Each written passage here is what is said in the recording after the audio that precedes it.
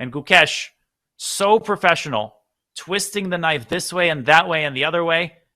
And White's clock, tick, tick, tick, down to 12 minutes. The reigning world champion, his defensive task looking quite a bit more daunting now. Yes, of course, it should be draw. Yeah, we are just saying that it's not an easy spot, and that's why Ding is also so nervous. Yeah, because he went for this endgame maybe assuming that it should be an easier task, and all of a sudden there are at least scenarios where you see that maybe potentially something can happen to you, and already this kind of things that maybe something can happen to me, it's already enough to make you extremely nervous. I'll offer my honest opinion. If I had this in a regular tournament game, given the time situation, like I absolutely would not be 100% confident in saving this game. We just showed already a serious idea, the bishop coming to e4. There's also the concept of the king coming around to e5. You might put the bishop on the wrong square, impeding one of the defensive mechanisms. Ding Liren clearly thinks there's something to worry about. Otherwise, he'd be playing instantly. But right now, he's losing time on every move. Still, I mean, even on increment, with good play, he should be able to draw. But, Peter, I think it's important for people to understand this is how such endgames are won. It doesn't happen in one move.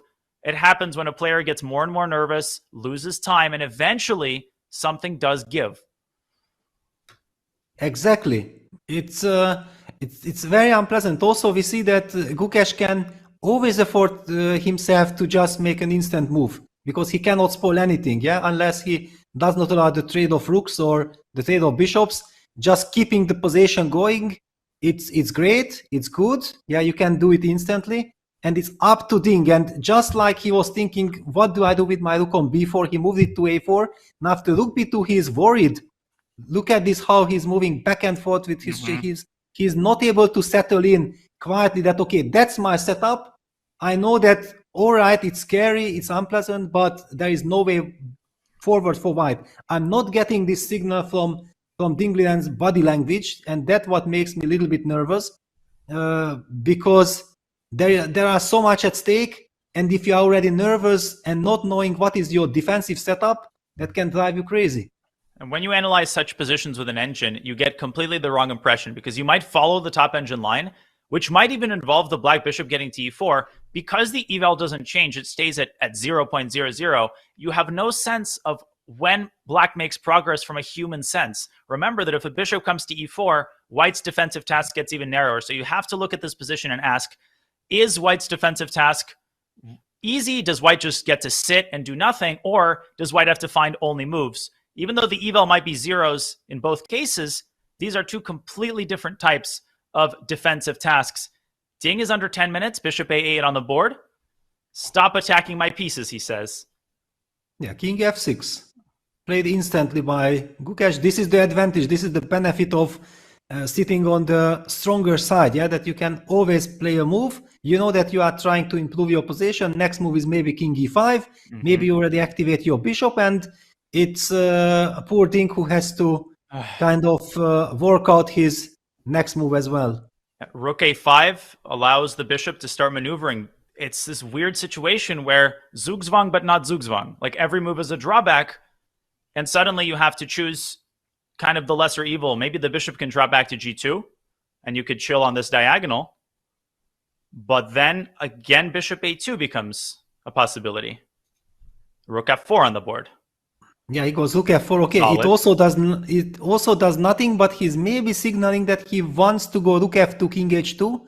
Is this the setup that he's trying to rely on? But then bishop going to e4 would actually win the game. Yeah, so be careful. So rook f2 here, rook b1 check. You could play rook f1, but then the rook pump fakes up to b3. Yeah, okay. I just want to highlight that with king on h2 and the rook on the second rank to sit. Yeah, rook f2 takes a bishop d5! Takes a bishop d5! Takes a bishop d5! And Gukesh will be the world champion! Unbelievable! What a blunder! And let's look at oh my Gukesh, gosh, how he reacts. Takes him bishop d5, and with the f pawn, it is winning. Look at this. Gukesh senses. He sees that. Wait a second. What happened? Bishop on a8. That's why Ding wanted to keep his bishop on b7. so that The his worst bishop has an square. open diagonal. Nowhere on the diagonal would be worse than a8 except h1. He's chosen the worst square. Gukesh can't believe it. This is a historic moment. If he exchanges rooks and exchanges bishops, we will get a handshake and a new world champion. The entire country of India just closed their eyes and turned their backs to the computer because I can't watch this. Gukesh, he is a moment away, one decision away, and look at the patience, Peter, forcing himself to double check. Exactly. He cannot believe. Yeah, he cannot believe himself, but he sees that he's winning. He is drinking the water. Absolutely correct. Very professional, because he knows if it's winning, it's winning. He just needs to calm down to be able to correctly assess everything. And Ding, I think he has, look at this. He has realized what happened. Should I show why the pawn endgame is winning? Do we just sit here and soak in the Let's moment? just wait. Yeah, Yes. let's just wait. Yeah. Yes. We cannot miss history being made. Exactly, and it's a heartbreaking moment for Ding to lose the world championship crown like this. It's unimaginable. He's done so much, made so much progress psychologically, emotionally. He's demonstrated his best self as recently as the game before last, but he will succumb. And the head nod, you know what the head nod means. It means he sees the path forward. Peter, there is no doubt that he's going to capture this rook. He will not miss this opportunity. Not after this much work. There it is.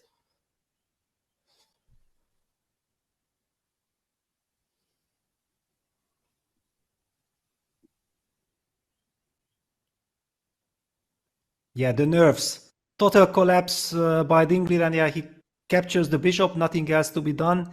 But it's a lost pawn endgame. And even the arbiter cannot take his eyes away from the board. No one can, other than Gukesh, it seems. But his eyes are still on the board. His brain is on the board. This is unbelievable. The final moments before a new world champion is crowned, he will resign in this position. Unbelievable. Yeah, just we see that what the pressure does to a player. Yeah, it's just keeping the tension, and his nerves couldn't take it, and yeah, he just collapses. Heartbreaking. It's a heroic effort for the reigning world champion.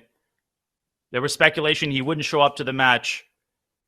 No, he did. He put on his best game. He came so close. And King e3 will be played, but King e5 followed by f4 in the event of King d3 is a well-known victory.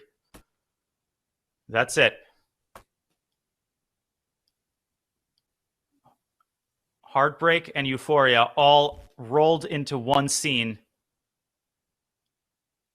And look at this, Gukesh cannot believe. Yeah, he was smiling a little bit. He's trying to push away the smile. But he will be the youngest world champion. Incredible what we are about to witness.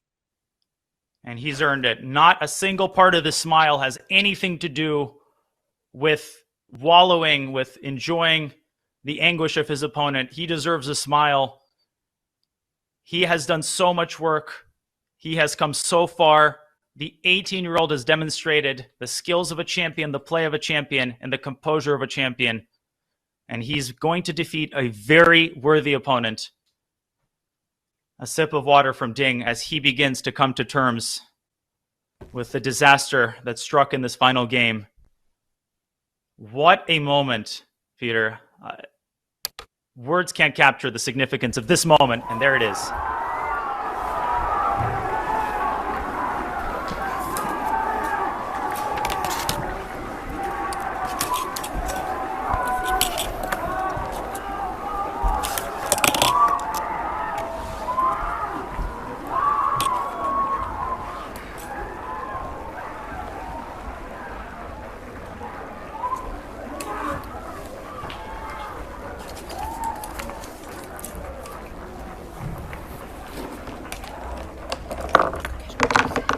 Congratulations, Gukesh.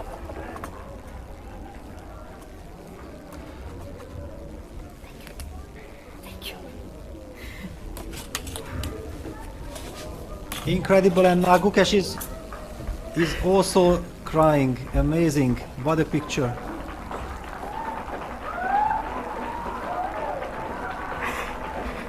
One dynasty ends and a new one begins. And after weeks of unspeakable hard work, the emotions spill out. I've got butterflies on my skin.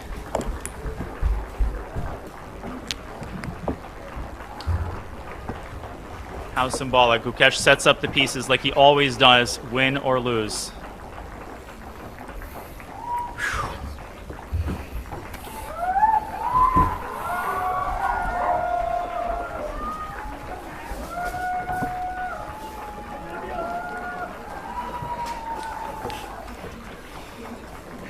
Don't cry, it's okay. No, cry. Cry. Finally, stoic Gukesh Thank you. shows us the emotion he's been bottling up inside. What an incredible result. And look at that, he's so unbelievably thankful to even be able to take part in emotion like this. He's so humble, he's so grateful for this moment, and it really shows. There isn't a shred of arrogance there. Absolutely nothing, like you said, Danya, wallowing in the defeat of his opponent. There's nothing of the sort. This guy is so wholesome. Yeah, wow. I feel like the images speak for themselves, mate.